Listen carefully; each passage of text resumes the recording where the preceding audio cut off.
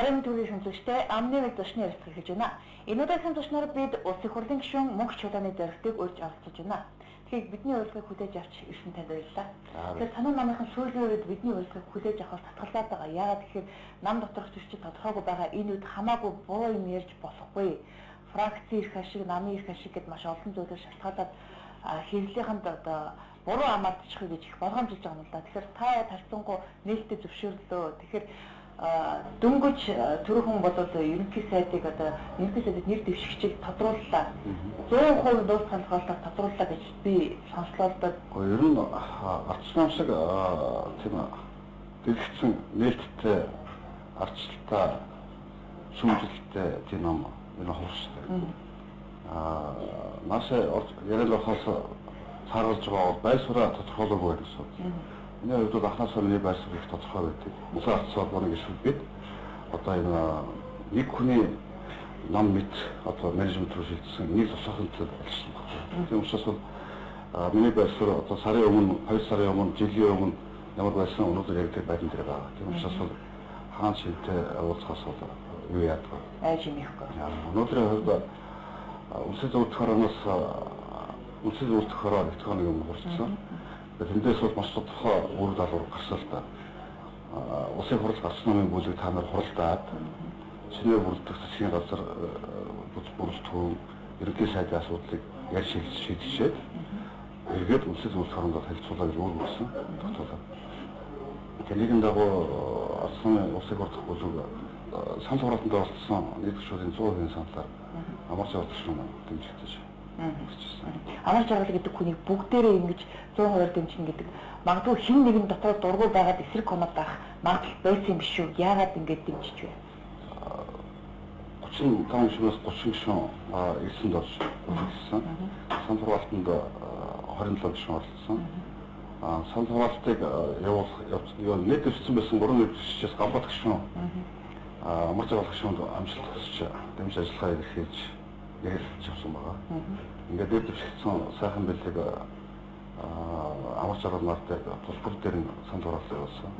Яг л манай улсын хурлд гарсан бүлгийн хурлын дэг журам гэж байдаг. Санал хураалтыг яаж явуулах вэ? Яаж тоолох вэ? Тэгэхээр яг тэр хууль хавранд санал хураалт явуулахад санал хураалтанд оролцсон 100% амар жаргал дэмжиж манай сайхнаа дээр үл дэмжлэг байгаагүй л дээ. Зүгээр засгийн газрын хэрэглэх газрын дарга тэгээд алтан гац фракцийн гишүүн гэдгээрээ сайхан бэлэг гишүүнд бас магадгүй нэг конап ч гэсэн гарах болов гэж бас хүмүүс харсан байгаа л тийм өөрөө би сайхан бэлэг гишүүн ч гэсэн өөрөө дотроо тэгж найдсан баг тийм үү нэг хүн ч гэсэн миний төлөө саналаа өгөх байх гэж голцсон баг. Энэ сайхан бэлэг гишүүн өнөөдөр өөрөө хуралд орцоогүй л дээ. Ер нь фракцгүйгээр бүгдээрээ ярилцсан. Фракцаас ашиг сонирхол янз бүрийн юмудаа хойшин тавья. Энэ Монгол орны энэ ард иргэдийн хүлээлт энэ нийгэмдээс улс төрийн нөхцөл байдлыг хараад бид нэр ерөөсөө нийтийн хашидлууд нэг төрөл ярьчихъя.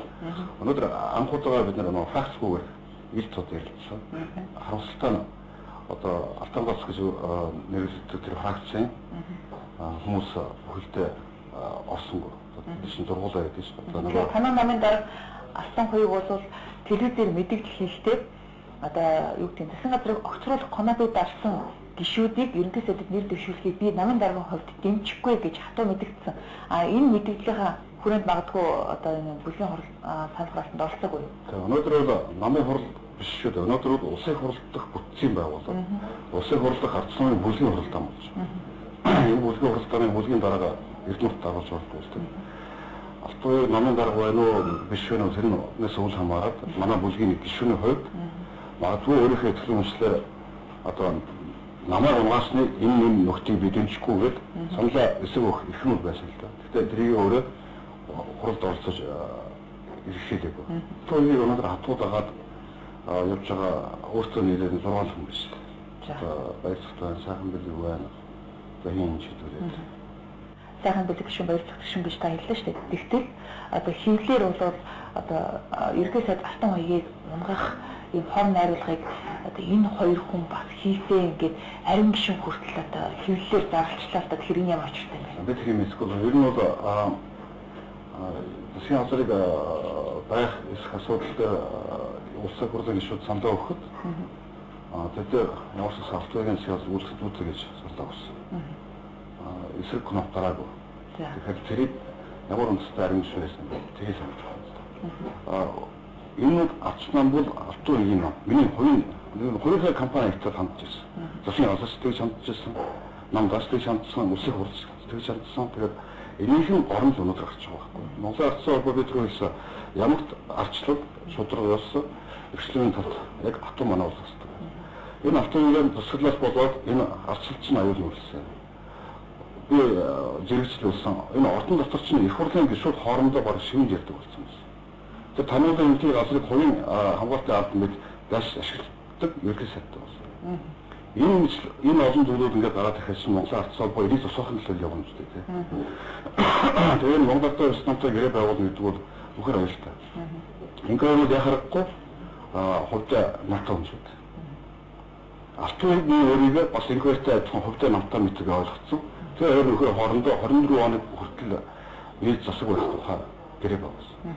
Улсын зөвлөлт хороо тэрийг сая хүчингүй болгоод шийдвэр гаргасан ч гэсэн Монгол Ардын улс намын төлөөлөгч улсын хурлын гишүүн Баасан хөвчтөр мэдгдсэн байлээ. Энэ гэрээ бол хүчин зөвлөлтөд үлдсэн шүү. Одоо шил 16 онд арчсан нам сонгуульд оролцох гээд сонгуулийн гэрээ бүртгүүлэхэд Монгол Ардын улс намынхын энэ гэрээгээ бариад эдгээр манай гэрээ зөрчсөн гэд шүүхт юм бол арчсан бүхэддээ сонгуульд оролцох болцоогүй болж байгаа байхгүй. Энэ хэсгийн зүйлүүдийг хийгээд эхлэнгүүт манай намч мас дээр удирдлагатай ганц авто биш шүү дээ. Батбол Баатар бол одоо манай 3 дахин нэг шүү дээ. Улсын хурл судалтай асуугаа гişүүд хандаж уриалга гаргасан. Ер нь бол энэ автомобиль чинь бид нар тавьсан шиг бидний өөртөө хариуц тооцоогоос хатуу байсан байсан. Гэтэл өдөр улсын зөвлөлт хороо уралдахын хэдхэн оны өмнө тэр нөх хиний асуудал гарч ирсэн. Тэнцгийн асуудал гарч ирсэн. Улсын хурлаас байгуулсан тусгай ажлын хэсэг газар дээр нь ажиллаад тэр ажлын хэсгийн дүгнэлт гэж нэг юм маш том зузаамтай гарч ирсэн. Тэр би одоо шинэ өрөөнд ороод уншсан. Үнэхээр арайчтай гэмээр цагцсан байна. Тэгэхээр цаашдаа бензингийн хатан авыг дэмжих хэрэгтэй ширээн дээр бензингийн хатан авыг дэмжих энэ бол миний үнэхээр одоо ингээд дотор гашин бүхэл л байхгүй. Тэрээс одоо би коноптараа одоо ойжтойгоороо хүлээгээд уурсан утсаар бухимдлаа их хурлын жууланд хэлнэ гэдэг бол тэр их ойч тэр олон хүн дунд шигч шүү. Тэр болохоор би ерөөсөө тэр байшгаа өргөөр нь шууд хэлсэн гэж яг. Шинэ гэхдээ бас нэг юм асуудал байна л да. Юу гэхээр арч намын бүлэг бол энэ сөрөг хүчний тавьсан үндэслэл дотор хэтэрхий хувийн шинжтэй асуудлууд байна. Улс төрийн харилцаа тооцоож байгаа бол тэр хүний одоо юу гэдгийг ажил албатай холбоотой асуудлыг ярихаас биш одоо юу гэдгийг охин хүргнийх нь асуудлыг хүртэл хамаатуулж ярих нь өөрөө одоо хүний эрх зөрчсөн асуудлаа гэдгийг бас танаа намын бүлгийн дарга ирсэн мэдэгдэжсэн. Энд л ч тааж онцлог бол корона болсон. Онцлог бол короны орчин автогийн гэр бүлийнхэн бүгдээ сууж байгаа юм шиг. Хүүхдүүд нь байна, нөгөө тэнцэнс сууж байгаа юм байна, туслахууд нь байна. Бид авtiin хүлээншэхгүй. Ер нь авцны онцлог бол корон дотор нэг гэр бүлийн хэд хэдэн хүмүүс байхыг олж харсан. Би тийм цаашаа дэвшмээргүй. Энийг намыг гэр бүлийн бизнес болох. Энэ инкурээс төсөөний мод бусад нам улсын дотроо энэ арц нам ингэж өөгшөв цааш нь авч явах гэдэг бол болохгүй. Тэсээс энийг эсрэг байгаа. Тэгэхээр танай намаас ерөнхий сайдд нэр дэвшигч тодорчлоо. Мэдээж одоо улсын хурал бол олонхороо танай намын дэвшигч үгнийг бол бараг л ногоон гэрлэлээр зөвшөөрөх байх гэж ойлгож байна. Гэхдээ та Монголын арчсан холбоо фракцийн хүн яагаад амар жаргал гэдэг хүнийг дэмжвэ? Энэ хүн тодорхой фракцийг төлөөлдөггүй учраас та дэмжсэн үү? Танд хувийн шалтгаан байна уу? Бид баг анхудаагаас ахуу арчны улсын хурлын бүлэгдэр асуудал фракцгүйгээр хандсан гэсэн. Яг бол бидний өмнө маш том сорилт, маш том хариу сорил гэж. Монголын эдийн нөхцөл байдлыг үнэхээр ангалруугаа асууцтай явж байна. Юу тэр фракц? Юу тэр хэний нэгэ ерөнхий сайд болох? Тэрнээс чухал юм байгаа учраас бид анхудаа фракцгүй байсан. Фракцгүй байсан учраас өнөөдөр ямар зоригтон байна? Өнөөдөр Монгол улсын ерөнхий сайд болно гэдэг нь хэвээрний авийн хүй гэж хэлж биш. Яг өнөөдөр санагддаг. Өнөөдөр ард олон нийтэд тааргүй маш олон эдийн засгийн хатуу арга хэмжээнд авахгүй болохгүй. Маш олон муу нэрийг зүүх шаардлагатай болно. Энэ бүгдийг дааж давж шийдвэр гаргах эр зоригтой хэрэгтэй. Дээрээс нь эр зоригоос гадна тэрийг мэддэг арга ухаан тав хүн байх хэрэгтэй. Тэгэхээр өнөөдөр амар жаргал гишүүн бол энэ Монгол орныхоо энэ хүнд үед бол би удирдъя. Би бас залруулдъя нэг. Амар жаргал гишүүн бол манай Монгол байдаг эдийн засгийн дотор бас л дээгүүрт нь одоо толгойцдог эдийн засгийн шүү дээ. Энэ хүн ийм эрэг зориг гаргаж байгаа тохиолдол дэмжихгүй өөр яах юм бэ? Одоогийн намын дүрмээр бол ерөнхий сайд болсон хүн л намын дарга байх ийм асуудал яригдах байх гэж бодоод байна л да. Өөрөөр хэлбэл тэртээ дөрвөө ерөнхий сайд нэр дэвшиж байгаа амар жаргалыг бол багадгүй намын дүрмээрээ намын шууд автоматар намын дарга болох уу яах вэ гэдэг асуудал яригдах. Тэгэхээр одоогийн нөхцөл байдалтайгаа үеж хараад байгаа. Өнөөдрийн Монгол улсын ерөнхий сайдад бол юун тэр нам төлөөлөх, юун тэр намын амьдрал ахуу мантай юм болно.